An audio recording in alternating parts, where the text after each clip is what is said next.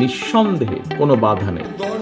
সুদূর লন্ডনে অবস্থান করছেন বিএনপির ভারপ্রাপ্ত চেয়ারম্যান তারেক রহমান। তার দেশে ফেরা এখন talk of the town.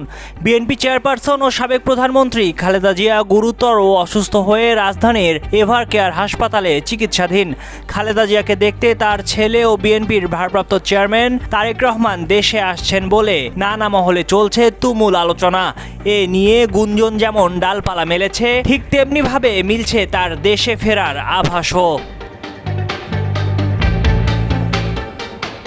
BNP chairperson Begum Khaleda জিয়ার শারীরিক অবস্থা অপরিবর্তিত থাকলে শিগগিরই তার বড় ছেলে ও দলটির ভারপ্রাপ্ত চেয়ারম্যান তারেক রহমান দেশে ফিরবেন বলে জানিয়েছেন বিএনপির মহাসচিব মির্জা ফখরুল ইসলাম আলমগীর।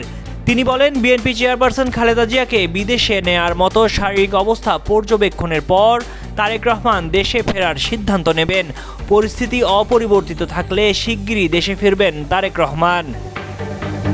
এর আগে খুব শিগগিরই বিএনপির ভারপ্রাপ্ত চেয়ারম্যান তারেক রহমান দেশে ফিরবেন বলে জানিয়েছেন বিএনপির স্থায়ী কমিটির সদস্য সালাউদ্দিন আহমেদ।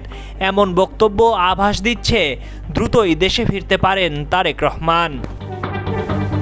এদিকে লন্ডনে অবস্থানরত বিএনপির ভারপ্রাপ্ত চেয়ারম্যান তারেক রহমান এখনও দেশে ফেরার জন্য ট্রাভেল পাসের জন্য আবেদন করেননি।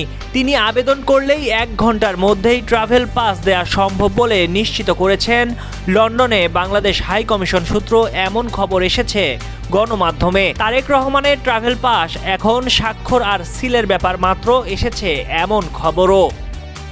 তবে তারেক রহমানের দেশে ফেরার বিষয়ে স্বরাষ্ট্র উপদেষ্টা লেফটেন্যান্ট জেনারেল অবসরপ্রাপ্ত মোহাম্মদ জাহাঙ্গীর আলম চৌধুরী বলেন, এই বিষয়টি নিয়ে উপদেষ্টাদের কোর কমিটির বৈঠকে কোনো আলোচনা হয়নি।